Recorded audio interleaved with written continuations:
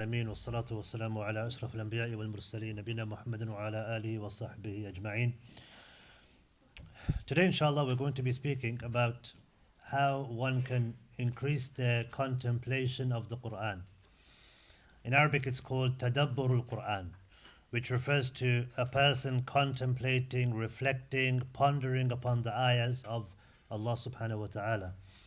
And a number of reasons why this topic is chosen. First of all, of course, the Quran is the book of Allah. It's something which should be an integral part of our lives. It's something we're reciting on a regular basis in our salawat and also outside of the salawat. It should be something we're reciting, and it's a means of guidance for all of mankind and for us as Muslims. And so our relationship with the Quran should be one of constant recitation, constant reflection and contemplation. And this is a reminder for myself as well as everyone else here, that the Quran should be something that we have a close connection to. And so it's very important for us to learn how to reflect upon the Quran, how to contemplate the Quran, because sometimes when you're doing something on a regular basis, especially something as regular as reciting Quran in our salah or just outside of salah, things can become monotonous, meaning we end up reciting Quran, but we don't really know exactly what we're reciting. We don't feel the ayat that we're reciting. I'm sure we've all had occasions and moments when we've heard Quran being recited, or we're reciting Quran and we feel our hearts becoming softer. And sometimes we become emotional, sometimes we begin to cry when we're hearing or reciting the Quran. And sometimes a person recites Quran and the recitation leaves his mouth, but there is no feeling when he's reciting the Quran. And it's almost like he just wants to finish the page, or the 2.5 pages, or the ruba, or however much he's reading, or the surah. He just wants to finish the surah and then just move along with the rest of his day. Or he wants to read for 5 minutes or 10 minutes, some time he has between work or lunch or the evening or before he goes to bed, and it just becomes monotonous. He's not really thinking and reflecting upon the ayat. There's no real connection there. And so it's important for us to understand how we can increase our contemplation of the Quran, how we can increase that focus and that contemplation, that reflection that we're supposed to have. Also, of course, the second reason why we're speaking about this topic is because we're approaching the blessed month of Ramadan, the month of the Quran, a month in which the Quran should be the focus. And if we don't have that focus now, prior to Ramadan with the Quran, then as we all know, with previous Ramadans, before the month of Ramadan starts, when we get into the month of Ramadan, sometimes it's very hard for us to get the ball rolling. And it takes time for us to build a connection with the Quran, maybe because we haven't had that connection with the Quran in the months before Ramadan. And so one has to really get into the frame of mind of making sure the Quran is very important in his day-to-day life and his activities of his days. And that the Quran, when the month of Ramadan does come, it's going to be an integral part. He's going to be able to recite and reflect on it as he's supposed to in the month of Ramadan, or not even in the month of Ramadan, outside of the month of Ramadan, but more so in the month of Ramadan when eventually it does come. And we ask Allah that all of us are alive when the month of Ramadan does come. Inshallah, first what we'll do is we'll speak about the virtues of the month of Ramadan, or not the virtues of the month of Ramadan, but the virtues of the Quran and the blessings of the Quran. And I wanted to hear from you what you know of the virtues of the Quran. What are the virtues of the Quran and the blessings of the Quran mentioned in the Quran or Sunnah? Shifa, the famous hadith of the Prophet ﷺ, when a man was cured as a result of a companion reciting Surah Fatiha, and he came back to the Prophet ﷺ. They told him the story, and he said, how did you know it was a shifa? Meaning, how did you know the Quran was a shifa? And so the Quran is also called a shifa. One of the names of the surah, Surah Fatiha, is a shifa. Anyone else? Yeah, the famous hadith. من قرأ حرفا من كتاب الله, whoever recites a letter from the book of Allah, then he is given a reward, and that reward is multiplied 10 times. لا أقول ألف لام ميم حرف. I don't mean ألف لام ميم is a harf, as the Prophet said, ولكن ألف حرف ولام حرف وميم حرف. But ألف is a letter, lam is a letter, mim is a letter. So the immense reward for reciting the Quran, brothers and sisters, is so immense. It's something which one really needs to reflect and ponder over. The mercy of Allah, it wasn't, something which Allah needed to do, but it shows us the value of the Quran, the importance of the Quran, the mercy of Allah that is giving us so much reward. For each letter, one could potentially earn 30 good deeds just by reciting Alif Lam Mim. Imagine reciting a whole page, or 10 pages, or one juz, or the whole Quran. Imagine reciting the whole Quran in the month of Ramadan, or more than one Quran in the month of Ramadan. Anyone else? Intercession. The Prophet ﷺ said that the Quran will come as an intercessor for the believer on the Day of Judgment. It will be an evidence for him or an evidence against him. If he acted upon the Quran, recited the Quran as it was supposed to be recited and acted upon, it will be a reward or an intercessor for the person on the Day of Judgment. And if he didn't recite the Quran as he was supposed to, and he didn't act upon the commandments of Allah subhanahu wa ta'ala in the Quran, it will be an evidence against him. And the Quran will testify, it will speak. Allah will give the Quran the ability to speak on the Day of Judgment and to defend you on the Day of Judgment. So we are familiar with these virtues, and there are of course many virtues of the Quran. The Prophet ﷺ, he said, "Al-Mahiru fil Quran, ma'a safarati al-kiram al-barara," that the expert who recites the Quran in an expert manner, the professional, the one who recites very well, he is with the noble scribes. Who are the noble scribes? The angels. His status is that of the status of the angels because of his beautiful recitation. And the one who stutters when he recites Quran, the one who struggles, doesn't read the ayah properly, and he stutters and struggles and repeats it 2 or 3 times, this person will have double the reward. Why will he have double the reward?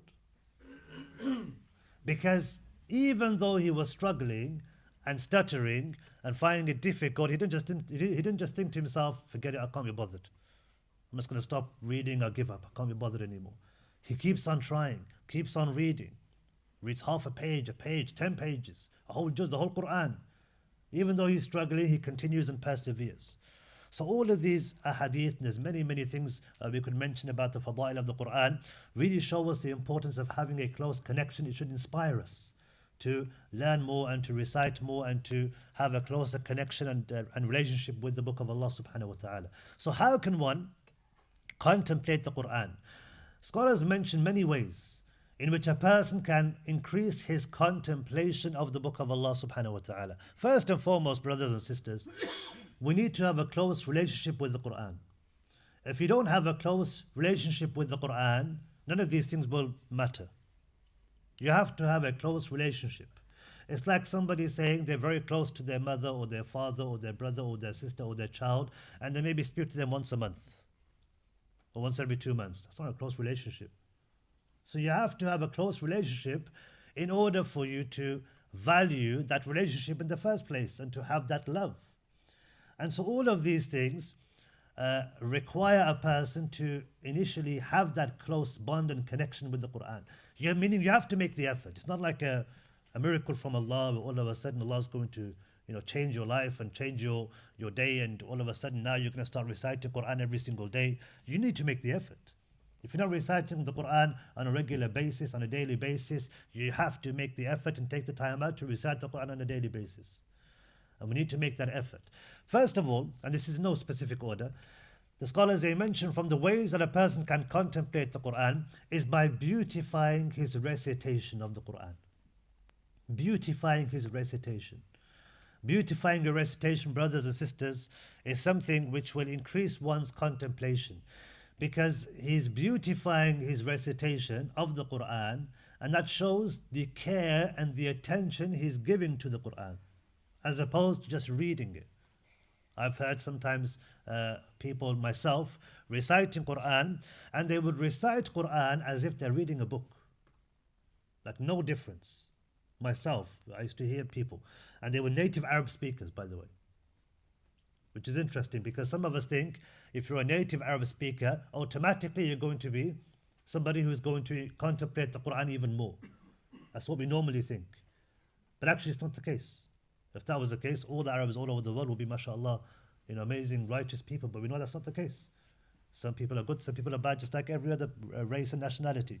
The point is, a person has to beautify his recitation of the Quran. Allah in the Quran mentions, وَرَتِّلِ الْقُرْآنَ تَرْتِيلًا. Recite the Quran with a measured recitation.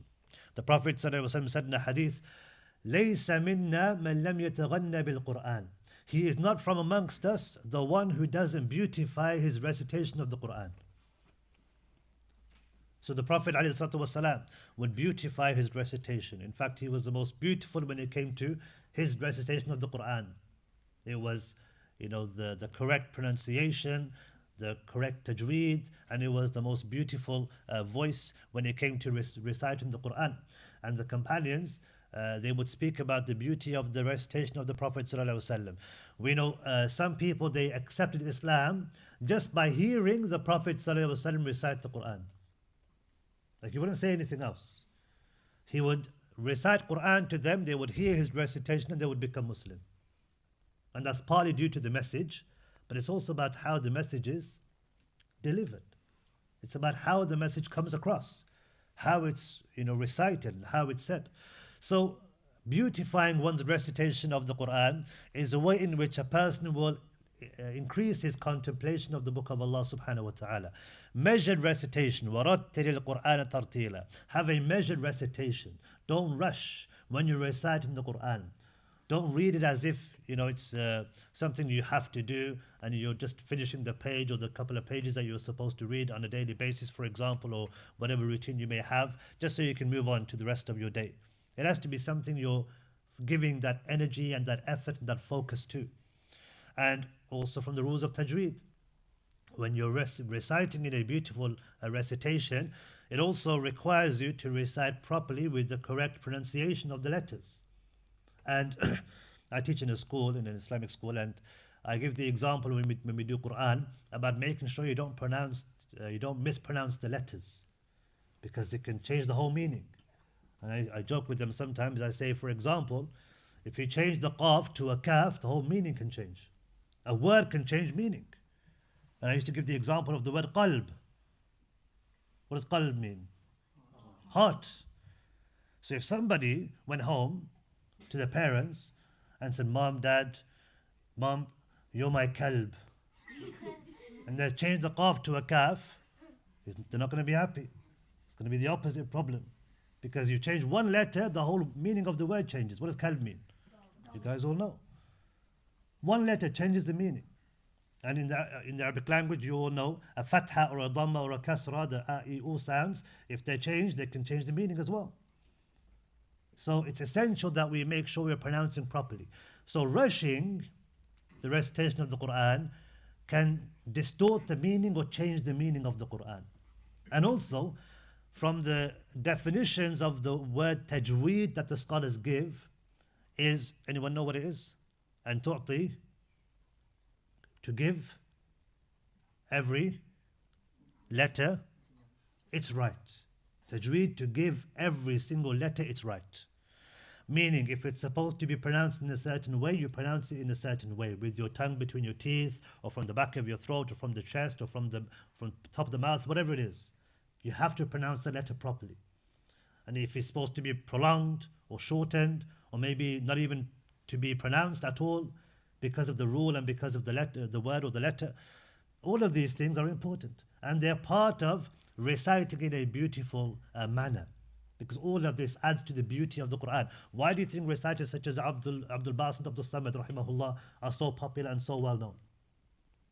And other reciters in today's time, I mean, these are old school, mashallah, Abdul Basit and Al-Minshawi and Al-Husari. Maybe some of the younger brothers aren't familiar with these people, but nowadays you have Mashari Rashid Al-Afasi.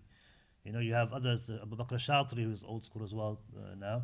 Back in the day, he was, mashallah, very popular, and it was somebody, who was listened to a lot, and even today probably. Sa'ad al-Ghamidi, one of my favorites, and so many others. I mean, you just think of them.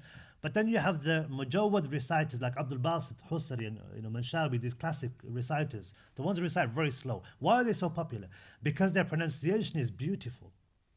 It's so clear. It's so crystal clear. And there's so much clarity when they're reciting. And the prolongation of the letters and the words, there's this whole science to it. The science of Quran is, is huge. There's so much that goes into reciting the Quran and the study of the recitation of the Quran. So reciting in a beautiful manner is one of the ways that you'll increase your contemplation of the Quran, because you're giving the Quran more effort and more focus. And Qurtubi rahimahullah, he said, Al-Isra'u fil qira'a yadullu ala adami al-wuquf ala al-ma'ani. That when a person hastens and rushes his recitation of the Quran, it shows his lack of understanding the meaning. Because you're just rushing. You're not stopping. Whenever the word Jannah is mentioned, you're not thinking about Jannah. You didn't even know it was the word Jannah. Because you weren't even paying attention. You just read the ayah, didn't even know what you were reading, just rushed through. When Allah is mentioned, you don't think about Allah. When hellfire is mentioned, and Nar is mentioned, you don't think about Nar or Jahannam. When Adam alayhi salam is mentioned, or Ibrahim alayhi salam, or other prophets of Allah, you don't think and reflect upon their stories and their lives and their trials and tribulations and how Allah rewarded them and increased them in status. We don't think about those because we're not reflecting, because we're rushing and we're not focusing on the letters or the words. So it's very important for us to contemplate. Number two, brothers and sisters, is reciting at night. The scholars specifically mention reciting at night. In fact, Allah subhanahu wa ta'ala in the Quran mentions reciting at night. Allah says, Inna nashi'at al-layl, worship during the night, hiya ashaddu wata'an wa aqwa muqila, is more impactful and suitable for recitation. Reciting during the night. After Maghrib, the night begins. Before Fajr, the night ends. And of course, the scholars, they also speak about the middle of the night, during the silence, when everybody else is sleeping, because there's a certain uniqueness to a person reciting when everyone else is sleeping. And Ibn Abbas radiallahu anh, he spoke about this ayah, about Allah mentioning those who worship during the night. وَأَقْوَى مُقِيلًا, it's more suitable for recitation. Ibn Abbas said, what does this mean? وَأَقْوَى مُقِيلًا. He said, there's more chance, it's more likely for a person to show understanding of the Quran during the night. He'll be more contemplative of the Quran. He'll have more understanding of the Quran during the night. Why is this the case? Person wakes up 1 o'clock in the morning, 2 o'clock in the morning to pray Qiyam, or let's say he's fasting and so he's waking up for suhoor and he wakes up half an hour early. By the way, it's something which we should all be thinking about now. Fasting before the month of Ramadan begins. And if you think about it, we wake up for suhoor, and when do we wake up? Like 20 minutes before Fajr? 20 minutes, maybe half an hour, okay, to eat. Maybe some of us wake up like 5 minutes before Fajr. Okay, I know that. But, a person, ideally 20 minutes. Imagine a person waking up, let's say half an hour before Fajr starts. And he spends 5 or 10 minutes just praying and reading Qur'an. Guaranteed, brothers and sisters, your lives would change. Guaranteed. This is a promise from Allah. All the righteous of the past, they would pray during the night. The Prophet ﷺ, قُمِ اللَّيْلَ إِلَّا قَلِيلًا, pray during the night except for a small amount. Every night he would pray. And look how his life changed, and he changed the lives of all of us. So it makes a huge difference in a person's life. All it takes is 5 or 10 minutes of sacrifice. If you're going to be waking up for suhoor anyway, in these days before Ramadan, wake up 5 or 10 minutes early. Pray 2 rakas. Just 2 rakas. And recite some Qur'an. Make dua in sajda. It will change your lives. So the point I was making is that reciting at night, Ibn Abbas, he says, what does it mean? He says a person will have more understanding of the Qur'an during the night. Why? Why will he have more understanding during the night? Anyone? It's quiet. Kids are running around and shouting and screaming and fighting and asking for this and asking for that. You're not at work and be busy with this thing and that thing and this paperwork and calling this person and going here and going there. You're at night, everyone's sleeping, no one's going to disturb you. Okay, your boss is going to call you at 2 o'clock. Well, hopefully your boss won't call you at 2 o'clock in the morning. Okay, unless you have that kind of job, then may Allah help you. But otherwise, you're at home, everyone's sleeping, no one's going to bother you. And this is why the righteous of the past, it was their time for ibadah. It was their time to connect with Allah subhanahu wa ta'ala, because nobody would bother them. So you wake up an hour before Fajr, for example. The last third of the night has its own virtues. Allah descends in the last part of the night and He asks, anyone making dua so I can respond, anyone asking for forgiveness so I can forgive them. and recite Quran. No one's going to disturb you. And you can reflect. You're reflecting on the Quran. You're more focused. You're paying more attention. لِسُكُوتِ الْأَصْوَاتِ فِي اللَّيْلِ. The scholars, they say, because of the silence of the night. No one bothering you, no one disturbing you. You're not going to be looking out the window saying, what's happening and who's blocking my drive and who's this person, what's he doing, where's he going? None of those things. You're just focused on the Quran. And so you're going to reflect a lot more. And so reciting during the night, brothers and sisters, will cause a person to become closer to Allah, become closer to the book of Allah subhanahu wa ta'ala. Number three, or before we move on to number three, you also, as we said, you're free from worldly duties. You're not bothered with family and work. Ibn Hajar rahimahullah, he spoke about reciting Quran during the night, and he said, Al-Maqsood min al-tilawa, the point and the objective of the recitation of the Quran is al-hudur wal-fahm, is being present and also understanding what you're reciting, being aware, fully aware of what you're reciting. He said, لِأَنَّ اللَّيْلَ مَظَنَّةُ ذَلِكَ. The night is a prime example or the best time for a person to do that, to have presence of mind. The best time is during the night. And of course, we're tired during the night, but when a person gets into the habit of waking up, performing wudu, praying, reading Quran, there's a certain freshness when a person wakes up and remembers Allah. It's a unique, very unique feeling when a person wakes up for Fajr. It's a very unique feeling when a person is in that state and is reciting Quran, remembering Allah at that time. And so Ibn Hajar, he says that it's a time when a person is more present. And as opposed to the daytimes when a person is busy with the dunya, with the deen also, but there's not as much focus with just having a connection and relationship with the book of Allah subhanahu wa ta'ala. Allah also mentions يَتْلُونَ آيَاتِ اللَّهِ آنَاءَ اللَّيْلِ, that they recite the verses of Allah during periods of the night, and they offer prostrations as well. So again, Allah mentions those people in the night who worship Allah and recite Quran and pray to Allah subhanahu wa ta'ala. He mentions them in the Quran, and this is again a sign of virtue. The third thing is remaining quiet when the Quran is being recited. So when the Quran is being recited, listening to the recitation of the Quran, and this can take on many different factors. If for example you're at home and you're hearing Quran, you're listening to Quran on your devices, your phones or your iPads or whatever the case may be, the general habit amongst some people is that they don't listen to music, which alhamdulillah is a good thing, but then they end up replacing music with Quran. What does that mean? It's something that they're playing in the background. And so they've got it on in the kitchen or in the living room or in the house. And what are they doing? They may be talking to their family, they're playing with their kids, or they're cooking, or they're on the phone talking to someone or something else. And so the idea being that if I'm going to listen to anything, or if anything should be on in the background, instead of having music, I'd rather have Quran. The intention may be sincere, but that's very problematic because the Quran isn't music. Music is played by people in the background because they think it's relaxing. Yes, the Quran is relaxing, but the Quran is the word of Allah. It's the speech of Allah. So you have to be very, very careful when you're playing the Quran.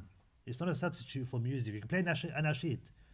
You can play nasheeds. Without music, you can play nasheeds, have them on in the background, no problem. Quran has a different status. The Quran, when you're playing the Quran, it has to be listened to. It's an obligation for the slave of Allah to listen to the Quran when the Quran is being recited. This is why when a person is reciting Quran in the Masjid or anywhere else, and you're listening, and he gets to an ayah of sajda, and he performs sajda, if you were listening to his recitation, you're also supposed to perform sajda to tilawa. Not because you were reciting, you didn't recite the Quran, but you heard the Quran. And so you're supposed to prostrate also. The point being, brothers and sisters, when Quran is being recited, either in person, live, or if you're hearing Quran, it has to be listened to. You shouldn't be talking, you should be listening to the Quran. Same thing in the car. If you're listening to Quran, you should be actively listening. It shouldn't just be on in the background. It reduces the status of the book of Allah. It's a message. The Quran is a message for us. We're supposed to be listening. And Allah mentions this in the Quran. وَإِذَا قُرِئَ الْقُرْآنُ فَاسْتَمِعُوا لَهُ وَأَنصِتُوا لَعَلَّكُمْ تُرْحَمُونَ. When the Quran is being recited, then pay attention to it. فَاسْتَمِعُوا لَهُ. Listen attentively to it. وَأَنصِتُوا. And remain silent. So Allah is telling us, when the Quran is being recited, pay attention to it, listen to it carefully, and remain silent, don't talk. And I remember once when I was very young, I wasn't aware of, the etiquettes of listening to the Quran. And, like many people, I would always have Quran playing in the background because I thought it's better than music. So I'd just rather listen to Quran or have Quran playing. I was in the car once with a brother and he had the Quran on. And so I asked him a question, just talk in conversation, just conversations in the car. And I was young, maybe, I don't know, 12, 11 years old or something, 10 maybe.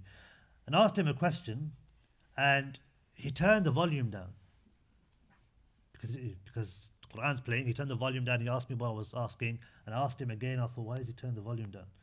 And then he answered the question, and then we spoke for like 10, 20 seconds, and then we stopped, and then he put the volume up again on the Quran. And then a couple of minutes later, I asked another question, and he put the volume down again. And so that was my first time noticing the izzah and the respect the Quran should be given. And I was very impressed because I'd never seen that before. But at the same time, now it's common sense. It's like, well, obviously you're supposed to be doing that. But at that age, it was like, this is what you should be doing. This is the respect the Quran should be given. It shouldn't be just like something you play in the background and you just talk over the Quran. And it's interesting, Ibn Mas'ud radiallahu. Oh, by the way, the ayah, the ending of the ayah is very interesting. Allah mentions, pay attention to it and remain quiet when the Quran is being recited. What's the last part of the ayah? وَأَنصِتُوا لَعَلَّكُمْ تُرْحَمُونَ. So that you may be shown mercy. One of the ways Allah's mercy will come to you is if you're listening to the Quran attentively and remaining silent. So again, subhanAllah, it's enough for us to know this is the speech of Allah. For us to have the respect to stay silent and not talk. On top of this, out of Allah's mercy, He will descend His mercy or give His mercy to us and send down His mercy to us when we're silent and when we listen to the Quran. So if you're thinking about how Allah's mercy can descend upon you, remain silent when the Quran is being recited. And the Prophet ﷺ, it's interesting, sometimes, as Ibn Mas'ud radiallahu anh says, he would want others to recite Quran to him. Ibn Mas'ud radiallahu anh, he said, once the Prophet ﷺ said to me, recite the Quran to me. The Prophet ﷺ is saying to Ibn Mas'ud, I want to hear you recite, I want you to recite Quran to me. I want to hear Quran from you. Ibn Mas'ud radiallahu anh was shocked. Because of course they would all hear the Quran from the Prophet ﷺ because the revelation is coming to the Prophet ﷺ. So he says, O Messenger of Allah, shall I recite Quran to you when it's revealed to you? He said, I like to hear it from others. I like for the Quran to be recited from others. And it's interesting, how many times have we sat in a gathering and just asked someone to recite Quran? We talk about all kinds of things, but just having Quran recited amongst our families, amongst other people, it's not something which is common. Here we have the Prophet ﷺ in this gathering asking Ibn Mas'ud, recite the Quran to me. So he said, I like to hear others recite it to me. I like to hear it from others. And so Ibn Mas'ud radiallahu anhu, he said, then I began to recite Surah An-Nisa. And when I reached an ayah, I saw the Prophet ﷺ, he say, enough, enough. And when I looked at the Prophet ﷺ, I found his eyes were overflowing with tears because he was listening to the recitation of Ibn Mas'ud radiallahu anhu. And this shows us the importance of listening to the Quran, reflecting and listening to the Quran when someone's reciting Quran to us, or when we're hearing the recitation of the Quran being recited in our presence. The fourth way we can increase our contemplation of the Quran, brothers and sisters, is understanding the meaning of the Quran, reflecting on the meaning of the Quran. Imam al-Hasan al-Basri, he spoke about those who read the Quran and they don't contemplate the Quran. He said, those people, they say we've read the whole Quran and we haven't missed a single letter. But wallahi, as Imam Hassan Basri, he says, by Allah, they've missed all of it. They've recited all of it, but by Allah, they've actually missed all of it. They don't see, or you don't see the effects of the Quran in their manners or in their actions. It's just on their tongues and that's it. It's something they feel like they have to do quickly. They don't see the impact of it in their lives or in their actions or in their manners or in their etiquette or in their in their behavior on a day-to-day basis. So understanding and being aware of the meaning. And it's not difficult for a person, especially in these days, to take a course in Quranic Arabic, for example. We're not saying that you have to be an expert in the Quranic language, in the Arabic language, where you have to go through all the Medina books, for example, which are popular, or the other books, Arabiya Bayna Yadayk, or what are some of the other books? There's three main books in the Medina books, Arabiya Bayna Yadayk, and what's the other one that people do? Well, we do Mastering Arabic in school, and I don't know if anyone's familiar with that. Anyone know about Mastering Arabic? There's loads of Arabic books, aren't there? There's loads of Arabic books. You don't have to be an expert in the Quran. All we're saying is learn the words which are found in the Quran. I mean, that's why we're learning Arabic anyway, isn't it? That's the goal. So it would just make sense to learn Quranic Arabic. Take on a Quranic Arabic course. Take what? A few hours, 6, 7 hours, 8 hours, maybe a few days, maybe. But it's something which is worth it. But let's say a person does it for whatever reason. There are many words, as we mentioned before, that you're familiar with in the Quran. Like Jannah. What does Jannah mean? Paradise. Now, when we hear the word Jannah in the Quran, how many of us actually reflect on the word Jannah? When we hear about the names of Allah, we know the names of Allah. How many times do we reflect on Allah Azza wa Jal and His power and His might and His mercy and His forgiveness? When we hear, for example, the names of the prophets. So we don't give ourselves enough credit in knowing some Arabic words and making sure that those Arabic words we do know, we just need to pay a bit more attention when we're reading or listening to Quran to just ponder and reflect a bit more. Doesn't take much. And again, if you're always reciting Quran, eventually what's going to happen? You're going to come to ayat or words. You're going to be interested and curious in what those ayat and what those words mean.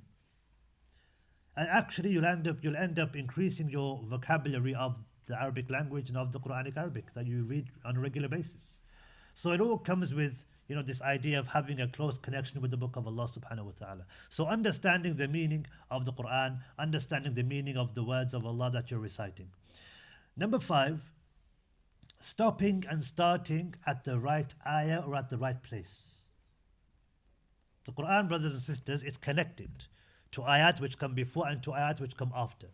And we can talk about ayat which are connected, and we can also talk about places in the ayah where a person is supposed to stop or a person is not supposed to stop. And I'll give you a typical example. You cannot start or end Surah Ma'un by saying فَوَيْلُ لِلْمُصَلِّينَ and then just do takbir and go into ruku. If a person was learning the surah, for example, and wanted to go into ruku or wanted to split it up, for example, it's a short surah anyway, but let's just give it as an example.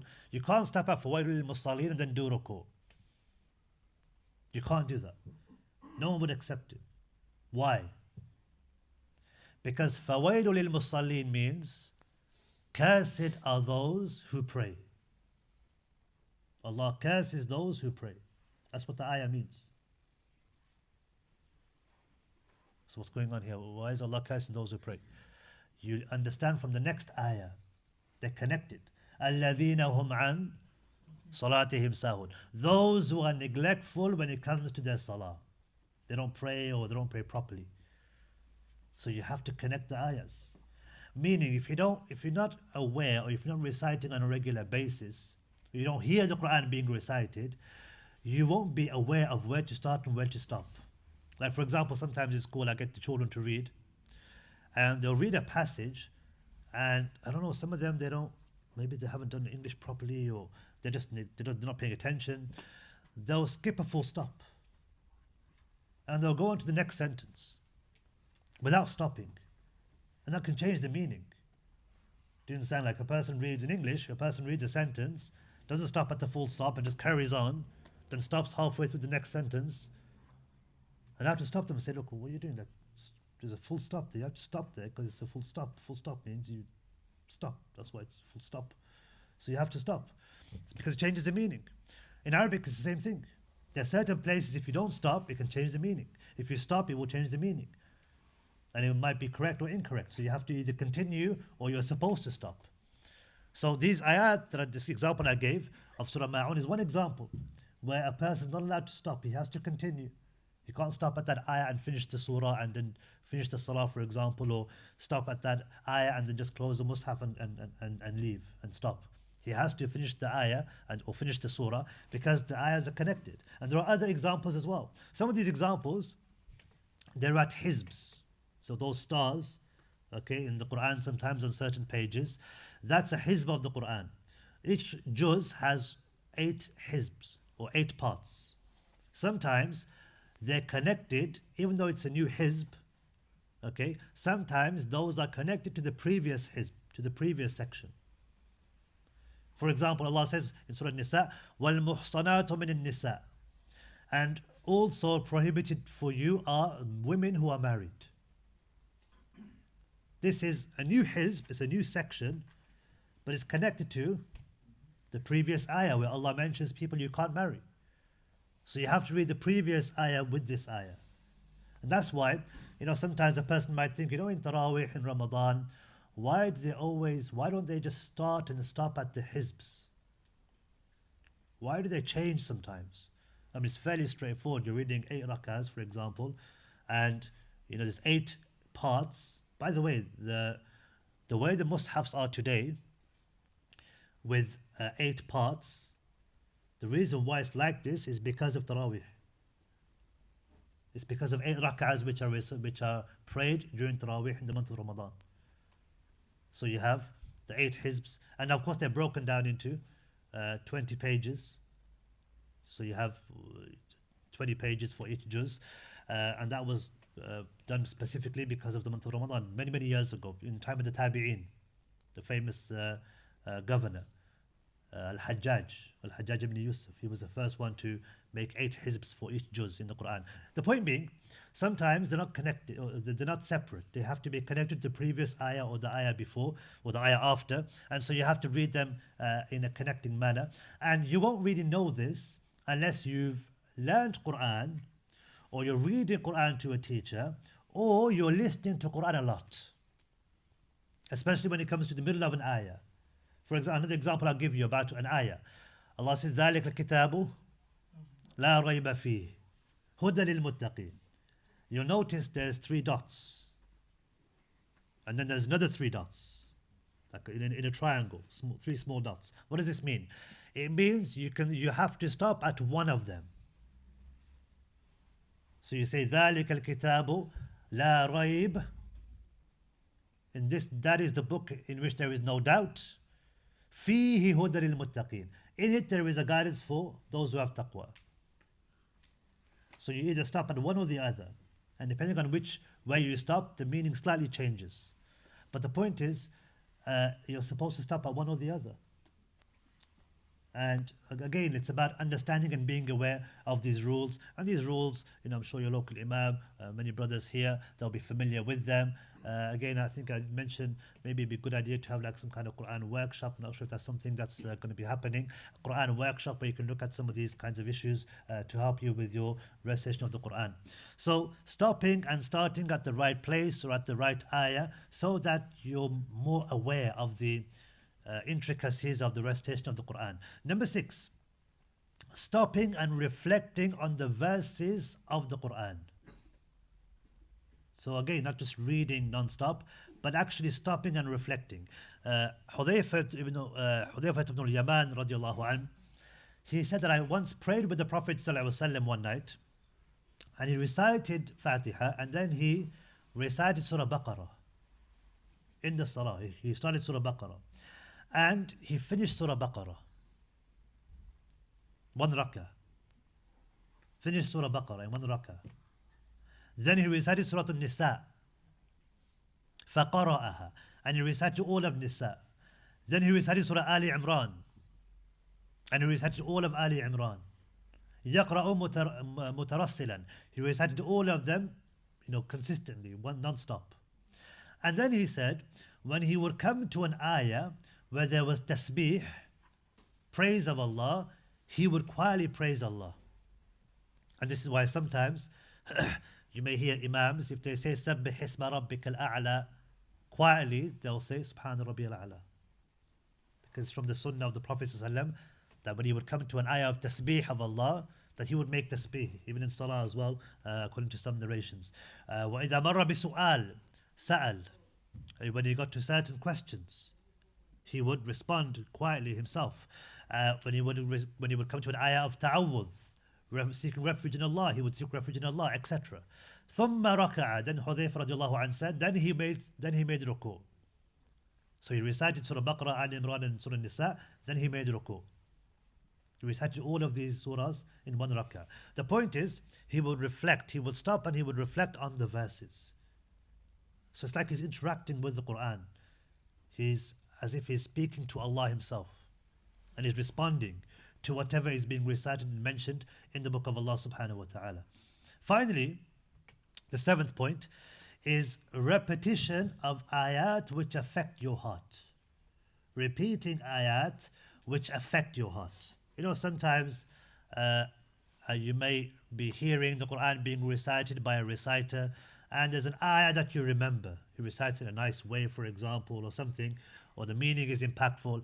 And so the ayah you end up reading and repeating regularly in the day, or even more than one day. It's something that's stuck in your head. That's not necessarily a bad thing. In fact, it's a good thing, especially if you're aware of the meaning. Abu Dharr radiallahu anhu, he said that the Prophet ﷺ stood one night for the salah and he recited one ayah until the morning. Only one ayah. إِن تُعَذِّبُهُمْ فَإِنَّهُمْ عِبَادُكَ. If you punish them, O Allah, then they are your slaves. وَإِن تَغْفِرْ لَهُمْ فَإِنَّكَ أَنْتَ الْعَزِيزُ الْحَكِيمُ. And if you forgive them, then you are the Almighty, the All-Wise.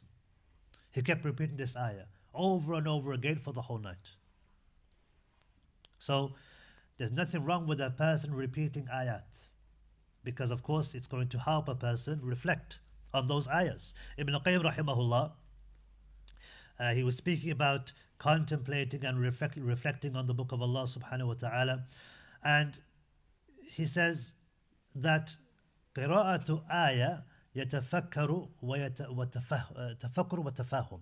Reciting an ayah with reflection, with contemplation, is better than reciting the whole Qur'an and doing khatam of the whole Qur'an without reflection. Reciting one ayah with contemplation and reflection is better than reciting the whole Qur'an and completing the recitation of the whole Qur'an without any reflection. Just one ayah, repeating it over and over again would be better. He said it's anfa'u lil qalb. It's more beneficial for the heart. And it's better for one's iman when it comes to his iman increasing. And it's sweeter when it comes to tasting the sweetness of recitation of the Qur'an. So again, it's not always about quantity. It's about contemplation and reflection. And we'll conclude with the death of the Prophet ﷺ. The Prophet ﷺ, when he passed away, Abu Bakr radiallahu anhu stood up. And he said, "Man kana ya'budu Muhammadan fa inna Muhammadan qad mat." Whoever used to worship Muhammad, then Muhammad has passed away. وَمَنْ كَانَ يَعْبُدُ اللَّهَ فَإِنَّ اللَّهَ حَيٌّ لَا يَمُوتُ. Whoever used to worship Allah, Allah is ever living and He never dies. Then he recited an ayah. وَمَا مُحَمَّدٌ إِلَّا رَسُولٌ قَدْ خَلَتْ مِنْ قَبْلِهِ الرُّسُلُ. What is Muhammad except a messenger? Messengers have come before him. To the end of the ayah. Companions, they said, that when we heard Abu Bakr recite this ayah, it was as if we had heard this ayah for the first time in our lives. Because sometimes context can change your perception of an ayah. We can take so much benefit from a single ayah. And his companions said that throughout the whole day, all you would hear was people reciting this ayah. because of the significance of the day, the significance and importance of the ayah, and how it was such an important ayah for us at that point in time. So this really shows us, brothers and sisters, the importance of repetition, repeating ayat. If a person's hearing an ayah or a surah and is repeating the surah again and again, nothing wrong with this. If it helps with the person's contemplation, then it's something which is good. He may even look into the tafsir of the ayah, and that will further increase his understanding of the surahs and of the ayat and of the book of Allah subhanahu wa ta'ala. And inshallah with this we'll conclude. So just to recap, does anybody have the points? Or the points that I mentioned? How many points were there? Let's start with the easiest question. 7 points. What was the first point? Reciting beautifully. Number 2, reciting during the night. Number 3, remaining silent when Quran is being recited. Number 4, understanding the meaning of the Quran. Number 5, stopping and starting at the right place at the ayah or of the surah. Number 6, stopping again to contemplate and reflect on the ayahs. The last one.